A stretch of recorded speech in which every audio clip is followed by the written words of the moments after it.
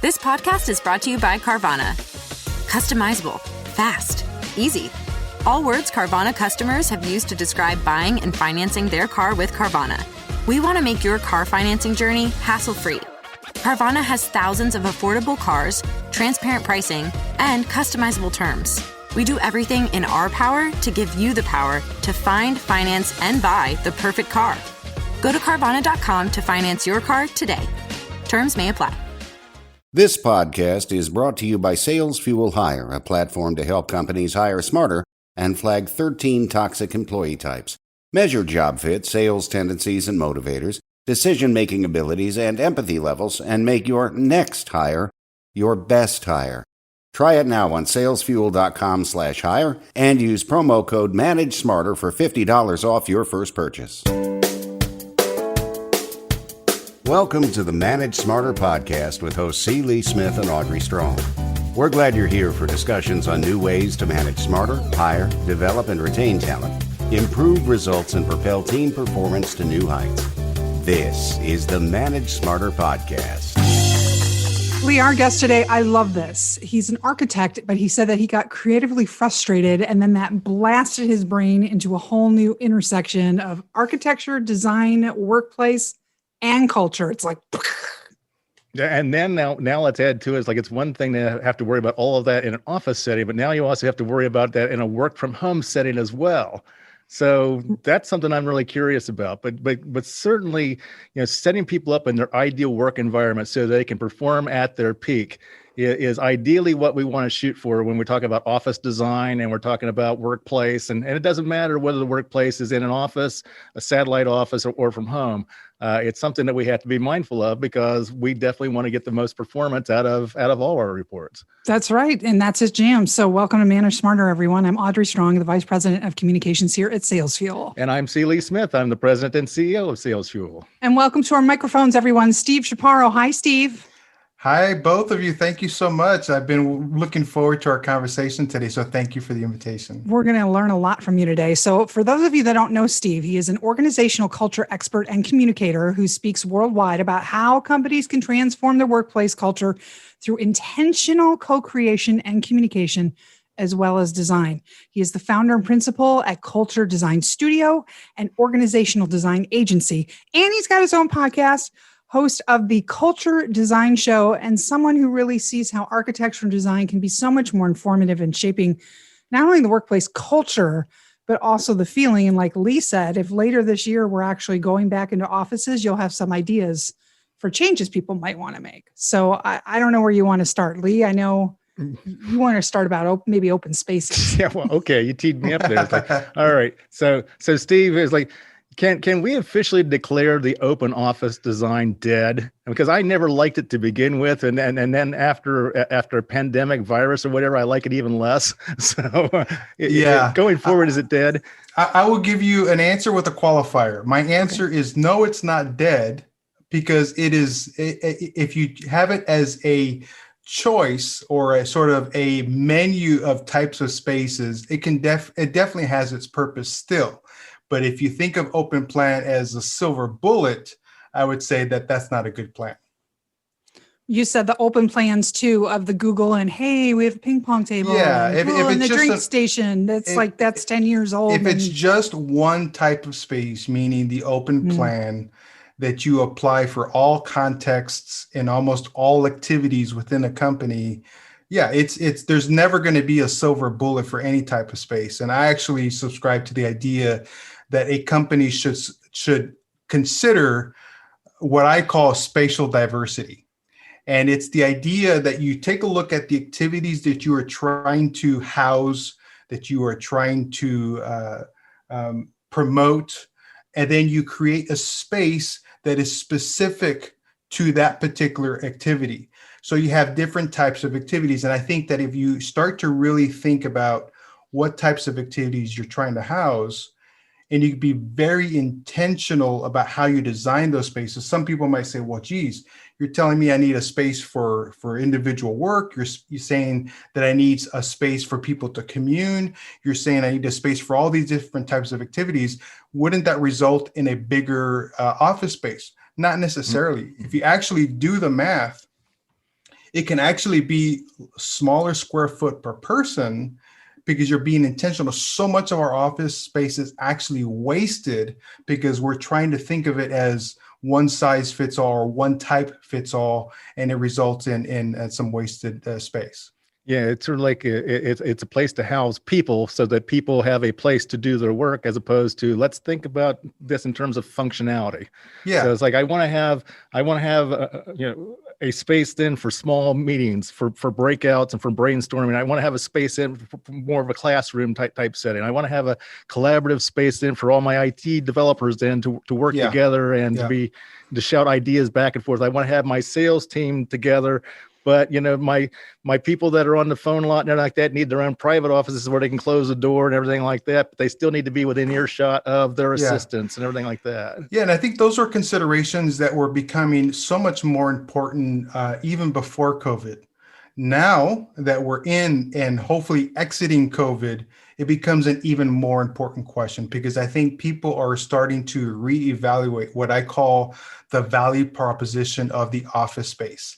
They are really reconsidering, okay, if we're thinking that a hybrid, working from the office and working from home might be the answer, because, some folks might say, I only want to be in the office.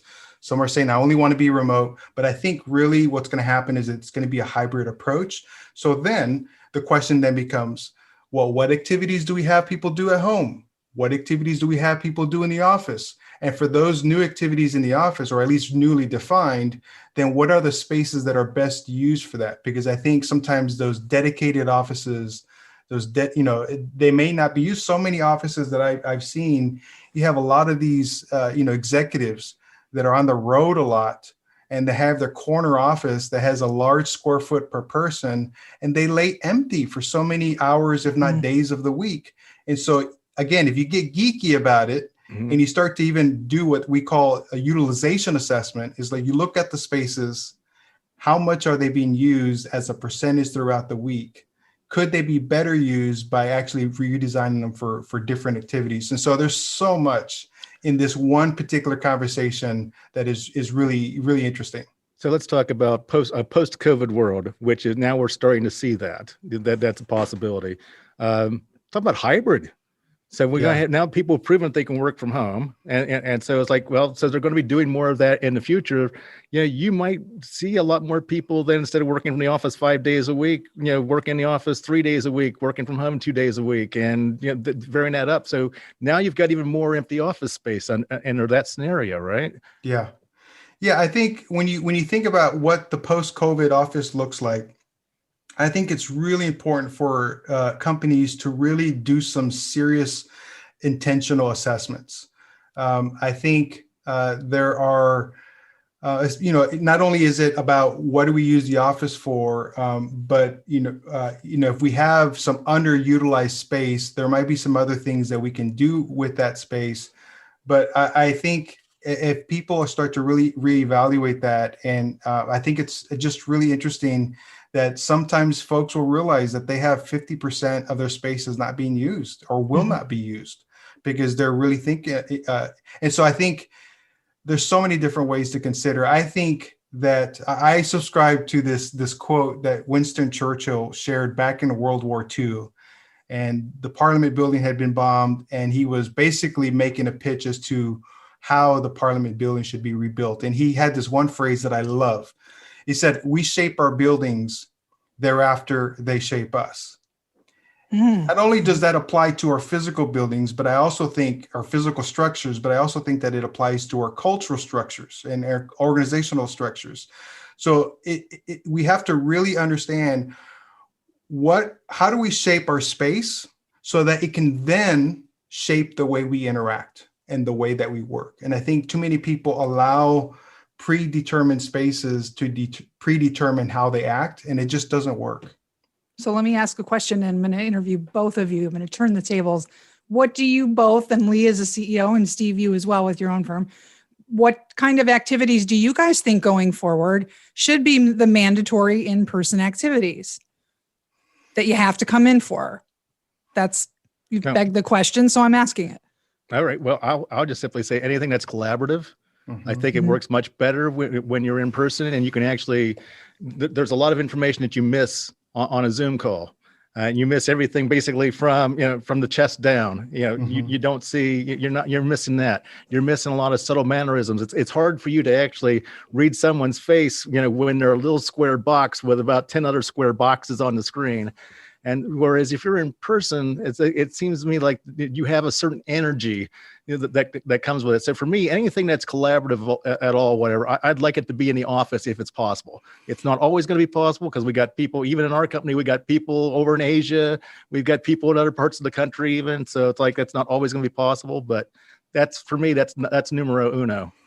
Yeah, I completely agree with that. I think anything that is collaborative, if you can at all, try to make it in person.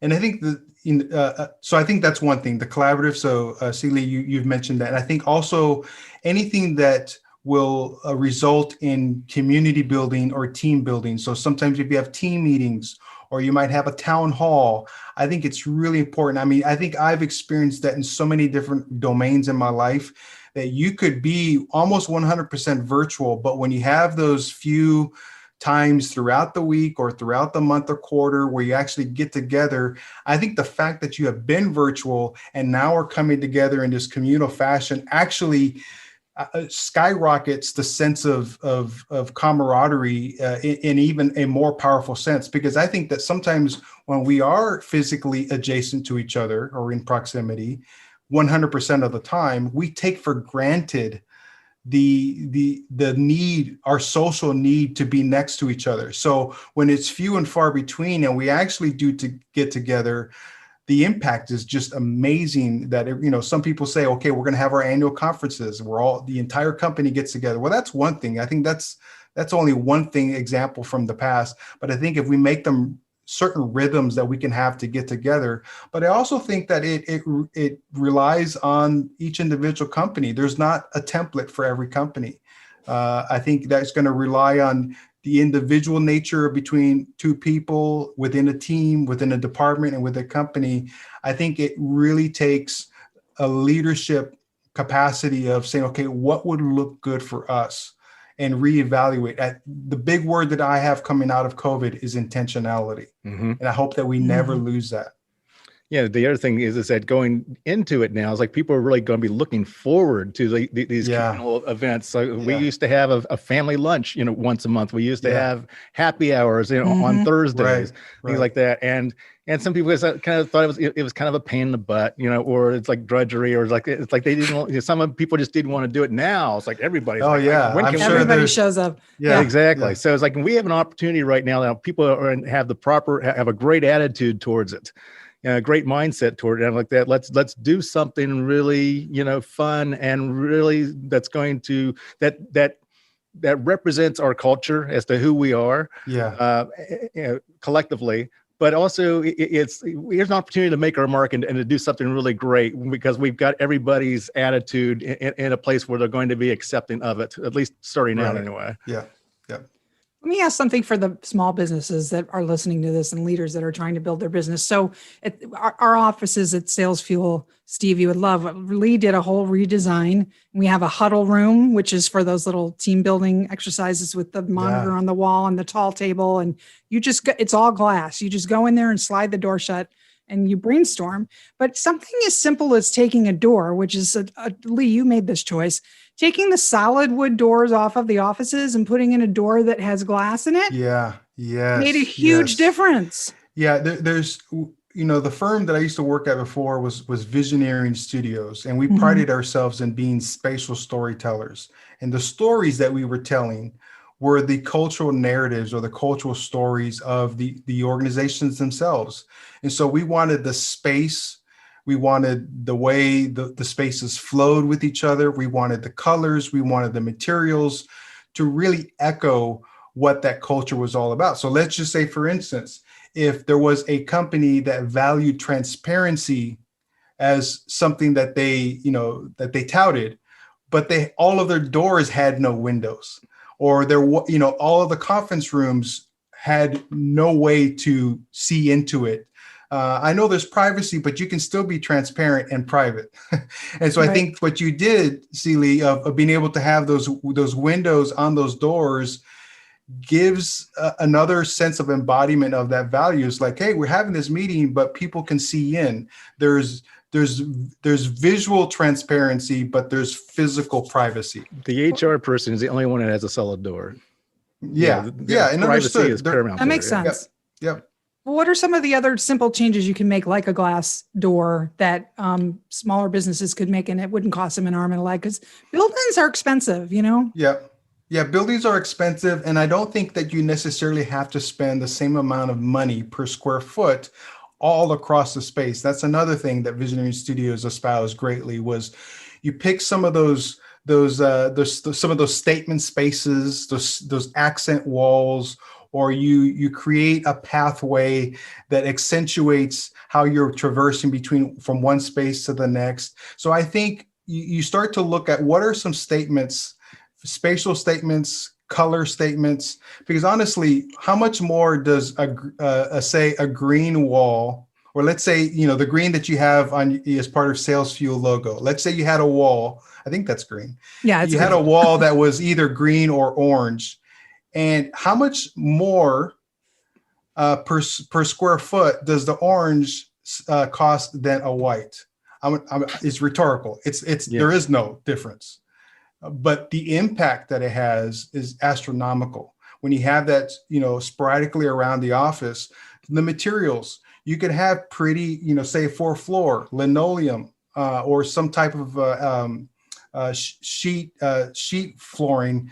You could have some spaces have one type of flooring, and then another one that is a little bit more costly to really accentuate some things. So I think from a materials perspective, from the physical appearance, like solid door, no door, window, you have open plan. As we said, okay, maybe the open plan isn't great for the entire office, but there might be certain places, certain nodes, if you will, throughout the office where that is actually a really good thing. There might be a certain team that actually works better in that environment. Like I would say engineers, probably not a good spot, because they are really task focused. A creative team who's coming up with ideas and branding and think marketing, maybe they might be a good candidate for an open plan just for their section of the office. So I think, yeah. So 2 things on that. Last thing you just said, but the thing is, our creative people that they also get loud, and so the engineers don't like it. Right, and that's where, if at all possible, but it's true. I think we have seen that too. I think sometimes the adjacencies is a really big thing. Yeah, there's a type of space that one team will thrive in that another team doesn't thrive in. So, okay, you don't put them together. You put them maybe in a different part of the office. So there's a lot of different ways that you can be intentional with material, spatial adjacency, all of that stuff. And the second thing is Audrey, it's like you'd be amazed that after a year of COVID, where I've managed to keep the living wall alive. We have a wall covered in plants. It's still mostly green, but it's it's a little bit of yellow. I'm proud of you. That's great. Talk about a green wall. There you go. A living wall. Hey, we asked you, Steve, your number one problem or mistake that you think managers make. And you talked about it for yourself. You said one of the greatest mistakes I have made as a leader was thinking that I had to know everything. So how have you worked your way out of that as we wrap things up here? So this comes from my background. I think my background in architecture. When you think of an architect, you think of a guy. So, okay, a client comes to me with a problem. Okay, I am the sole genius that is going to create the solution and present it to the client. I think for any sort of subject matter expert out there, they have been relied on to provide that answer. Well, things are way too complex, ambiguous, uncertain, volatile these days for any one single subject matter expert. And I think many times the leaders consider themselves as those SMEs in any particular company. Well, I think, and so if the leader kind of acts as the architect, that sole genius who says, okay, I know where we need to go. I know what it needs to look like. I know what the steps are. There's only so far that CEO is going to go. But if that leader transitions from being an architect of vision to a facilitator of vision, say, okay, here's the direction, but I need you to come along with me because you are the subject matter experts in our company and maybe specific tasks in terms of culture and expertise. I need you to help me give flesh to the spirit of my idea. And so I think being able to allow the collective genius of the ranks within your firm is paramount, especially in the day that we live in right now. Here's where I want to go. Here's why I want to go there. Does that make sense? Okay, give you an opportunity for some respectful pushback. After that, then it's like, okay, how are we going to get there? That's what I'm counting on you to tell me. Yeah. How. It's like, you tell me. I hire good people, talented people, pay them well, something like that. You know, you tell me what I should be doing, and don't rely on me to be telling you everything. Yeah, there's so much respect that a CEO gains when you're honest and vulnerable. Says, okay, I'm here to have a vision and to share with you a direction, maybe not a destination. Or if I give you a destination, it's a placeholder. Mm-hmm. Because I don't want to defraud ourselves of the potential of going further or even a better direction. So here's a direction. Here's where I want to go. Maybe by the day that but yeah. And when you allow the employees, or I shouldn't say allow, when you invite employees to voice their expertise, voice their knowledge, the engagement goes to the roof, the ownership goes to the roof, and frankly, the solutions are going to be far better. The quality is far superior because you're not relying on one person's brain, you're relying on many, and it's so much better. Yeah, yeah.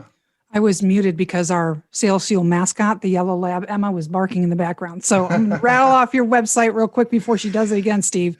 SteveChaparro.co is the website, and CHAPARRO. And I hope you get some clients out of this, Steve. Great thinking. Great stuff. Enjoyed this very much. If I may, I have a free resource, if that's okay. Great, please. Oh, fantastic. So at my website, stevechaparro.co/frustrated. You use that word early in the introduction. I have a free audio course that I'm preparing for frustrated visionaries, and this will help them. This will help them to be able to transform their frustrations into movements of change. So it's a free audio course that is available to your listeners. Love it. Thank you so much. I'll put that in the show notes for them. Thanks, Steve. Wonderful. Thank you so much. Thanks for listening. If you enjoyed the show, please rate and recommend on iTunes, Overcast, or wherever you get your podcasts. You can also get more great information at salesfuel.com.